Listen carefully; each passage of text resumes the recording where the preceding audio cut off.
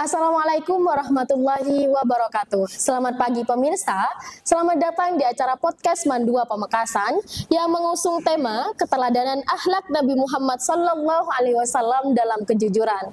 Saya, Dina Mulyana Firdausia, sudah bersama dengan Bapak Hanafi selaku narasumber pada kesempatan kali ini. Assalamualaikum Bapak Hanafi. Waalaikumsalam warahmatullahi wabarakatuh.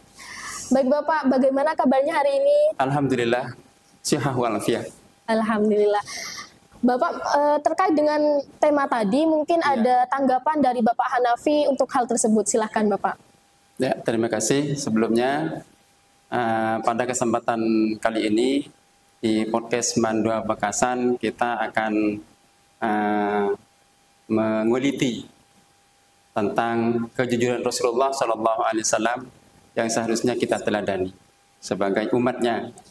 Bahwa Rasulullah itu mendapat gelar Al-Amin itu karena Rasulullah SAW itu dalam melakukan bisnisnya selalu menggunakan sifat-sifat kejujurannya itu yang dikenal dengan as-sidqu.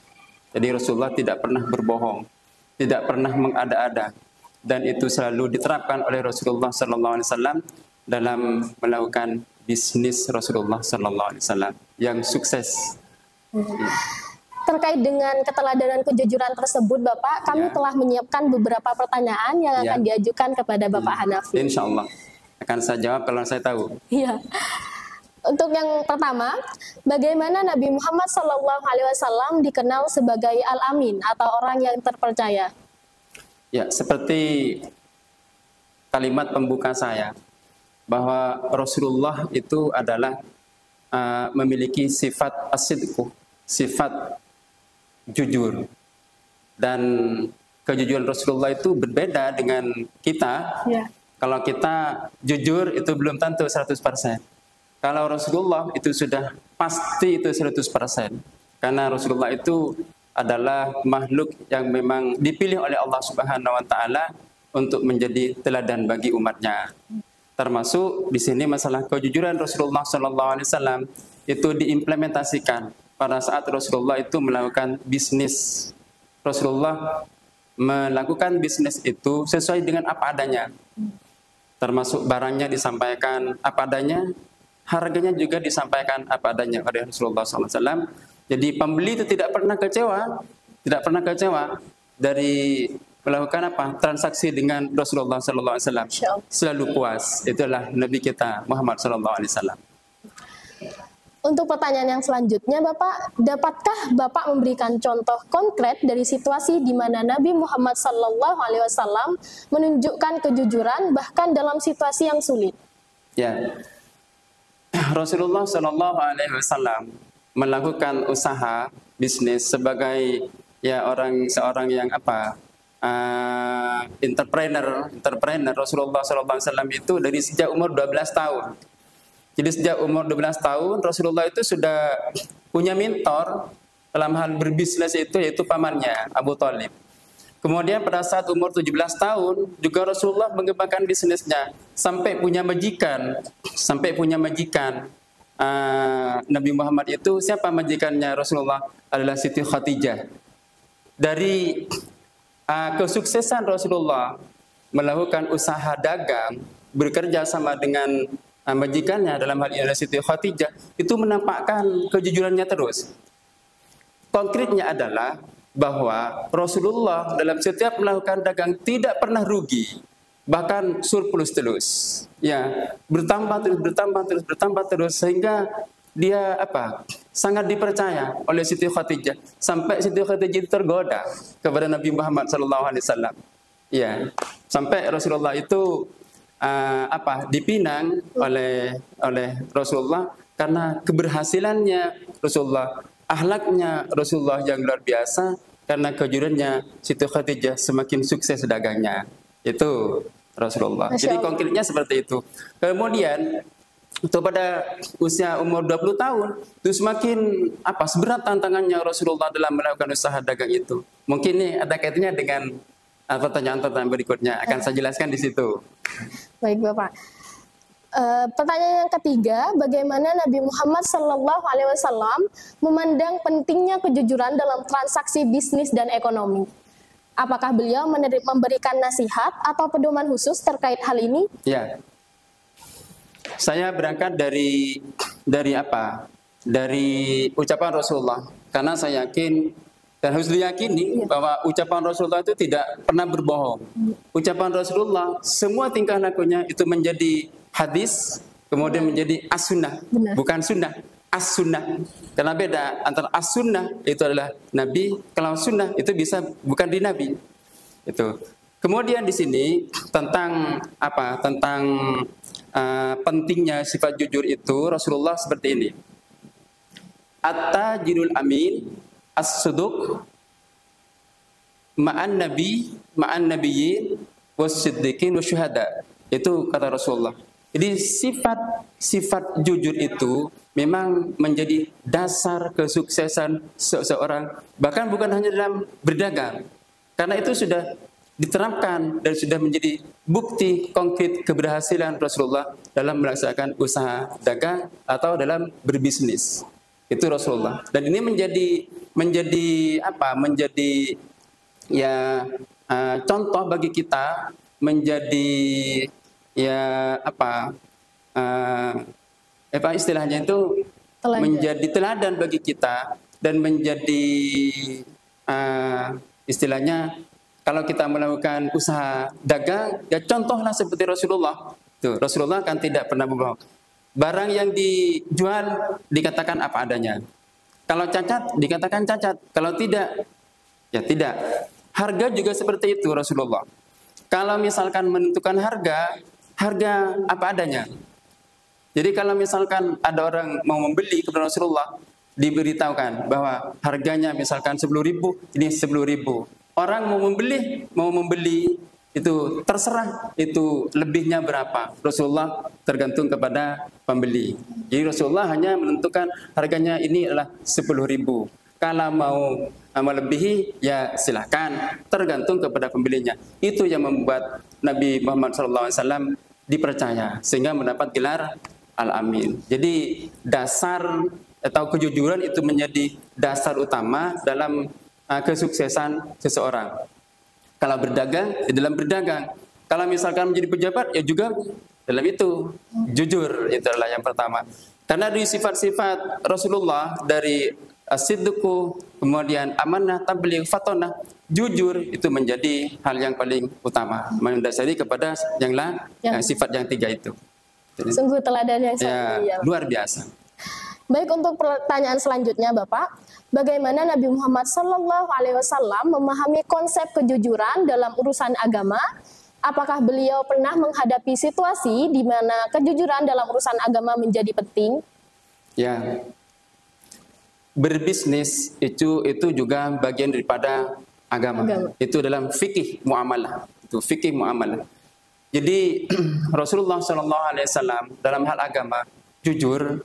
Ada yang seperti itu. Dalam hadis itu, da' ma yuribuka ila ma la yuribuk. Fa inna sidqu tuma'ninatun wal kidbu ribatun. Gitu. Jadi seperti itu. Jadi tinggalkan sesuatu yang meragukan, pindah kepada yang tidak meragukan. Karena apa? Sebetulnya jujur itu adalah ketenangan. Jadi kalau dalam beragama kita jujur, itu maka kita akan tenang. Tetapi kalau misalkan dalam beragama kita bohong dalam segala hal misalkan, itu akan menjadi keraguan-raguan bagi kita. Itu. Jadi sangat penting dalam hal masalah kejujuran. Harus kita bisa meladani kejujuran Rasulullah, termasuk dalam beragama. Insya Allah. Untuk pertanyaan selanjutnya, apakah ada pesan khusus dari Nabi Muhammad SAW tentang pentingnya menjaga kejujuran dalam kehidupan sehari-hari ini?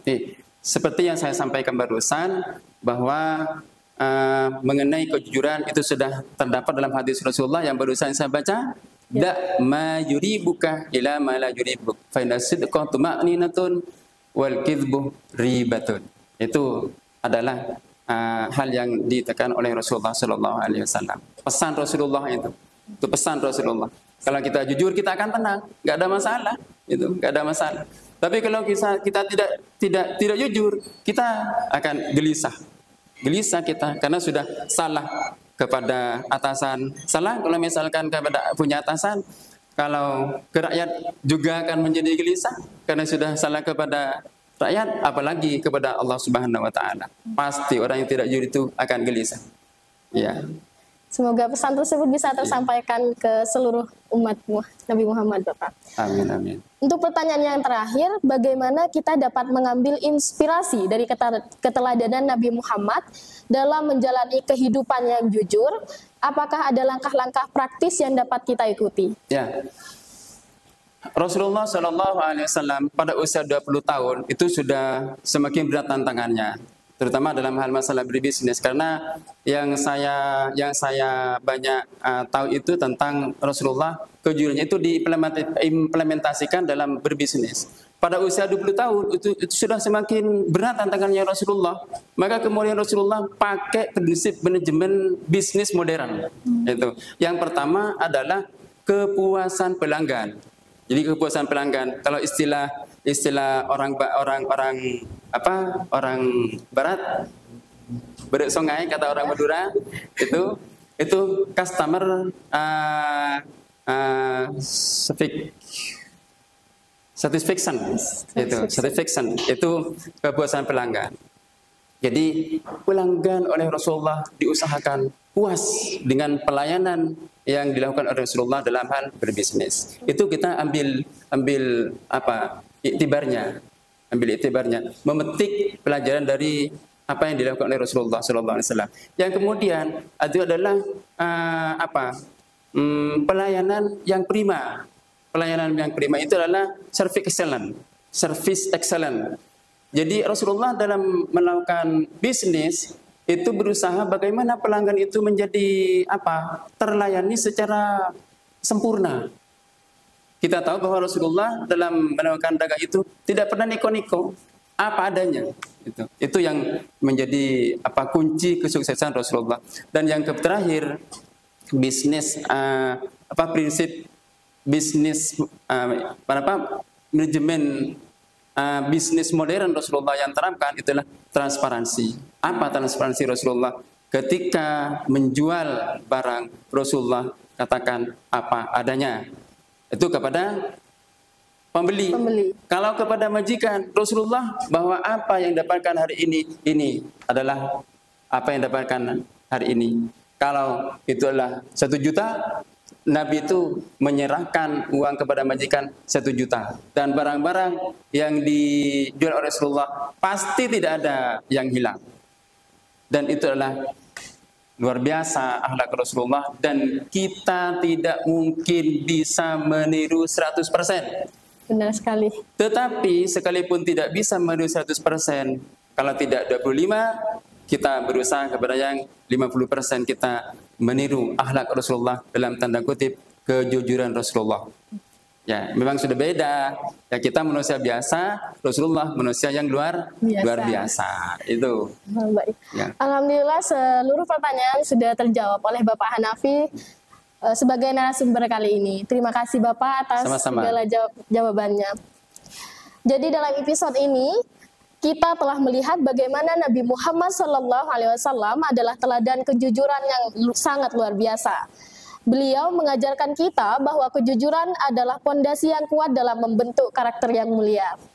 Dan itu nanti kalau di sini di madrasah, bagaimana kejujuran itu bisa diimplementasikan di madrasah ini sehingga siswa di sini memiliki karakter-karakter yang baik, karakter-karakter positif dalam tanda kutip itu mengenai kejujuran. Seperti kantin, itu bisa menjadi kantin jujur. Kantin jujur untuk menguji kejujuran siswa. Artinya apa? Ya disediakan tempat uang, kemudian jajan juga disiapkan, tinggal ngecek nanti hari ini jajannya ada berapa, dapat uang berapa. Kalau tidak cocok dengan keberadaan barang dan dapatnya uang, itu berarti siswa masih belum Ya. jujur. Tapi insya Allah kalau ini kita terapkan terus, memberikan stressing kepada siswa dalam hal masalah kejujuran, insya Allah bisa di Mandua Pamekasan semakin semakin baik. Hebat. Ya. Semoga hal itu bisa diterapkan di Mandua Pamekasan. Amin, amin. Terima kasih sudah menyaksikan podcast pada episode kali ini. Saya Dina Mulyana Firdausia dan Bapak Hanafi pamit undur diri. Sampai jumpa di episode podcast selanjutnya. Assalamualaikum warahmatullahi wabarakatuh. Waalaikumsalam.